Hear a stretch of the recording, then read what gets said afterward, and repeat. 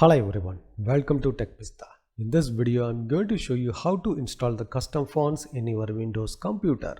By default, Windows operating system provided the many fonts, but some people would like to use the custom fonts on their computer. In this case, how they can install the custom fonts on their computer? Let's learn. First, we have to download the custom font from 1001freefonts.com website. Then you have to choose a font what you would like to install. I would like to install the Art Bravery, so I have to click on the download. Once downloaded the font, you have to open the folder, then extract the zip file. Then you have to double click the TTF font. Then you have to click on the install. Now your font will be installed in your computer. In another option also, you can install the computer.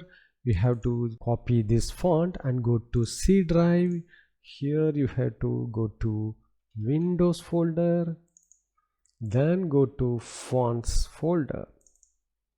Here you have to paste the custom font. We already installed this font, so you have to click on the S. It will be overwrite. Now we have to check it out the font type in the document. So I have to select this and click on the Art Bravery.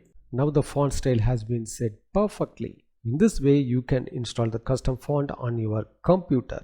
Thanks for watching this video. If you have any question, enter the comment section.